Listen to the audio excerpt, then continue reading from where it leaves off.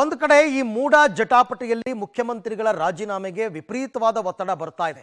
ಆದರೆ ಕಾಂಗ್ರೆಸ್ ಇದನ್ನ ಇಲ್ಲ ಅಂತ ಹೇಳ್ತಾನೆ ಕಾಂಗ್ರೆಸ್ ನಾಯಕರು ಗುಪ್ತ ಸಭೆಗಳನ್ನು ಹೆಚ್ಚು ಕಡಿಮೆ ಕಳೆದ ಒಂದು ತಿಂಗಳಿಂದನೂ ಕೂಡ ಮಾಡಿಕೊಂಡು ಬರ್ತಾನೆ ಇದ್ದಾರೆ. ಇದು ಈಗ ಕಾಂಗ್ರೆಸ್ನ ಹೈಕಮಾಂಡ್ಗೆ ತಲೆನೋವಾಗಿರ್ತಕ್ಕಂಥ ವಿಚಾರ.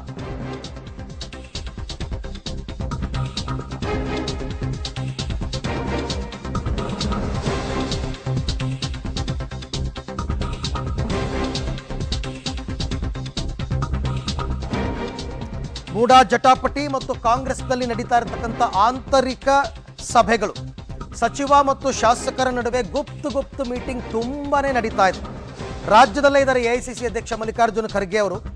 ಖರ್ಗೆ ಮತ್ತು ಡಿಕೆ ಸುರೇಶ್ ಮಹತ್ವದ ಮಾತುಕತೆ ಕೂಡ ನಡೀತಕ್ಕಂಥ ಸಾಧ್ಯತೆ ಇದೆ. ರಾಜ್ಯದ ಬೆಳವಣಿಗೆ ಮಾಹಿತಿಯನ್ನು ಎಐಸಿಸಿ ಅಧ್ಯಕ್ಷರು ಈಗಾಗಲೇ ಪಡ್ಕೊಂಡಿದ್ದಾರೆ.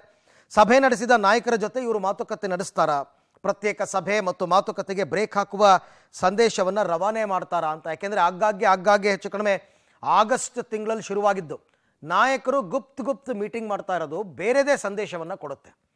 ಸಿದ್ದರಾಮಯ್ಯನವರು ರಾಜೀನಾಮೆ ಕೊಟ್ಟರೆ ಮುಂದೆ ಯಾರು CM ಆಗಬೇಕು, ಯಾವ ಸಮುದಾಯಕ್ಕೆ ಕೊಡಬೇಕು, ಹೀಗೆ ಹಲವಾರು ಚರ್ಚೆಗಳು ನಡೀತಾ ಇದೆ ಅಂತಕ್ಕಂಥದ್ದು.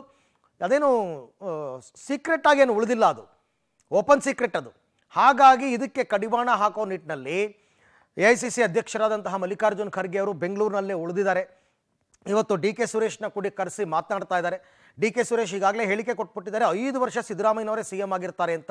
ಇವೆಲ್ಲ ಬರೀ ಹೇಳಿಕೆಗಳಿಗೆ ಮಾತ್ರ ಸೀಮಿತವಾಗ್ತಾ ಇದೆಯಾ, ಅಥವಾ ಬೇರೆ ಏನಾದರೂ ಬೆಳವಣಿಗೆಗಳು ಕಾಂಗ್ರೆಸ್ ಆಂತರಿಕ ವಲಯದಲ್ಲಿ ನಡೀತಾ ಇದೆಯಾ? ಆ ಥರ ಏನಾದರೂ ನಡೀತಾ ಇದೆ ಅಂತ ಗೊತ್ತಾದರೆ ಎಐಸಿಸಿ ಅಧ್ಯಕ್ಷರು ಅದಕ್ಕೆ ಕಡಿವಾಣ ಹಾಕಬೇಕಾಗುತ್ತೆ. ನೋಡಿ, ಒಂದಷ್ಟು ಲಿಸ್ಟ್ ಕೊಡ್ತೀವಿ, ಯಾರನ್ನ ಯಾವಾಗ ಭೇಟಿ ಮಾಡಿದ್ರು ಅಂತ. ಆಗಸ್ಟ್ 20 ಬೆಂಗಳೂರಿನಲ್ಲಿ ಡಿ.ಕೆ. ಶಿವಕುಮಾರ್ ಅವ್ರನ್ನ ಸತೀಶ್ ಜಾರಕಿಹೊಳಿ ಅವರು ಭೇಟಿ ಆಗ್ತಾರೆ. ಡಿ.ಕೆ. ಶಿವಕುಮಾರ್ ಅವರ ಮನೆಗೆ ಹೋಗ್ಬಿಟ್ಟು. ಆಗಸ್ಟ್ 30 ಸತೀಶ್ ಜಾರಕಿಹೊಳಿ ನಿವಾಸಕ್ಕೆ ಪರಮೇಶ್ವರ್ ಅವರು ಮೊದಲ ಭೇಟಿಯನ್ನು ಕೊಡ್ತಾರೆ. ಆಗಸ್ಟ್ 20ಕ್ಕೆ ಇದು ಏನು ಡಿ.ಕೆ. ಶಿವಕುಮಾರ್ ಅವ್ರನ್ನ ಭೇಟಿ ಮಾಡ್ತಾರೆ. ಆಗಸ್ಟ್ 30ಕ್ಕೆ ಸತೀಶ್ ಜಾರಕಿಹೊಳಿ ನಿವಾಸಕ್ಕೆ ಪರಮೇಶ್ವರ್ ಅವರ ಮೊದಲನೇ ಭೇಟಿ. ಸೆಪ್ಟೆಂಬರ್ 2ನೇ ತಾರೀಕು ಸತೀಶ್ ಜಾರಕಿಹೊಳಿ ನಿವಾಸಕ್ಕೆ ಪರಮೇಶ್ವರ್ ಅವರು 2ನೇ ಬಾರಿ ಭೇಟಿ ಕೊಡ್ತಾರೆ. ಕೇಳಿದ್ರೆ ಬ್ರೇಕ್ಫಾಸ್ಟಿಗೆ ಬಂದಿದ್ದೆ, ಲಂಚಿಗೆ ಬಂದಿದ್ದೆ, ಡಿನ್ನರ್ಗೆ ಬಂದಿದ್ದೆ ಅಂತಾರೆ ಅಷ್ಟೇ. ಇನ್ನು ಸೆಪ್ಟೆಂಬರ್ 3ನೇ ತಾರೀಕು ಸತೀಶ್ ಜಾರಕಿಹೊಳಿ ಅವರು ದೆಹಲಿಗೆ ಹೋಗಿದ್ರು. ದೆಹಲಿ ಭೇಟಿಯಾಗಿತ್ತು ಸತೀಶ್ ಜಾರಕಿಹೊಳಿ ಅವರು, ಹೈಕಮಾಂಡ್ ನಾಯಕರನ್ನ ಭೇಟಿ ಮಾಡಿದರು.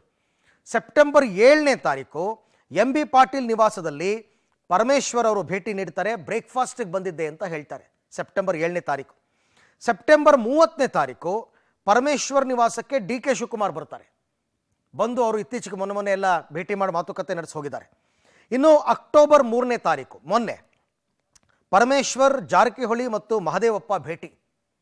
ಪರಮೇಶ್ವರ್, ಜಾರಕಿಹೊಳಿ ಮತ್ತು ಮಹದೇವಪ್ಪ. ಅಕ್ಟೋಬರ್ 4ನೇ ತಾರೀಕು ಮತ್ತೆ ದೆಹಲಿಗೆ ಹೋಗ್ತಾರೆ ಸತೀಶ್ ಜಾರಕಿಹೊಳಿ ಅವರು. ಅಲ್ಲಿ ಮಲ್ಲಿಕಾರ್ಜುನ್ ಖರ್ಗೆ ಅವ್ರನ್ನ ಭೇಟಿ ಮಾಡ್ತಾರೆ. ಇನ್ನು ಅಕ್ಟೋಬರ್ 6ನೇ ತಾರೀಕು ಅಂದರೆ ನಿನ್ನೆ ತುಮಕೂರಿನಲ್ಲಿ ಪರಮೇಶ್ವರ್ ಮತ್ತು ಜಾರಕಿಹೊಳಿ ಅವರು ಭೇಟಿ ಆಗ್ತಾರೆ. ಸಿದ್ಧಾರ್ಥ ಇಂಜಿನಿಯರಿಂಗ್ ಕಾಲೇಜಿನಲ್ಲಿ ಯಾವುದೋ ಒಂದು ಸಭೆಗೆ ಬಂದಿದ್ದೆ, ಸುಮ್ಮನೆ ಹಿಂಗೆ ಬಂದಿದ್ದೆ, ಮಾತಾಡಿಸ್ಕೊಂಡು ಹೋದೆ ಅಂತ. ಅಕ್ಟೋಬರ್ 6ನೇ ತಾರೀಕು ಅಂದರೆ ನಿನ್ನೆನೆ ಮಲ್ಲಿಕಾರ್ಜುನ್ ಖರ್ಗೆ ಅವ್ರನ್ನ ಡಿ.ಕೆ. ಶಿವಕುಮಾರ್ ಅವರು ಭೇಟಿ ಆಗ್ತಾ ಇದ್ದಾರೆ. ಅಂದರೆ ಇದೆಲ್ಲ ಏನು ತೋರಿಸ್ತಾ ಇದೆ? ಅವ್ರು ಹೇಳ್ತಾರೆ, ನಾವು ಭೇಟಿ ಆಗುತ್ತಪ್ಪ, ನಾವು ಮಂತ್ರಿಗಳು ಒಬ್ರಿಗೊಬ್ರು ಮಾತಾಡ್ಕೋತೀವಪ್ಪ, ಅಭಿವೃದ್ಧಿ ಬಗ್ಗೆ ಮಾತನಾಡ್ತೀವಪ್ಪ ಅಂತ. ಹಾಗಲ್ಲ, ಯಾವ ಸಂದರ್ಭದಲ್ಲಿ ಇವರು ಭೇಟಿ ಮಾಡ್ತಾ ಇದ್ದಾರೆ? ಒಂದು ಕಡೆ ಮೂಡ ಹಗರಣದಲ್ಲಿ ಮುಖ್ಯಮಂತ್ರಿಗಳ ರಾಜೀನಾಮೆಗೆ ಒತ್ತಡ ಹೆಚ್ಚಾಗ್ತಾ ಇದೆ. ಆ ಸಂದರ್ಭದಲ್ಲೇ ಇವರೆಲ್ಲ ಮೀಟ್ ಆಗ್ತಾ ಇದ್ದಾರೆ. ಅದರಲ್ಲೂ ಹೆಚ್ಚು ಮೀಟ್ ಆಗಿರ್ತಕ್ಕಂಥದ್ದು ದಲಿತ ಸಮುದಾಯದ ನಾಯಕರುಗಳು. ಮುಂದಿನ ಬಾರಿ ಮುಖ್ಯಮಂತ್ರಿ ಅಂತ ಆಗೋದಾದರೆ ದಲಿತ ಮುಖ್ಯಮಂತ್ರಿಯನ್ನೇ ಮಾಡಬೇಕು ಅನ್ನೋ ಒತ್ತಡವನ್ನು ಹಾಕುವ ನಿಟ್ಟಿನಲ್ಲಿ.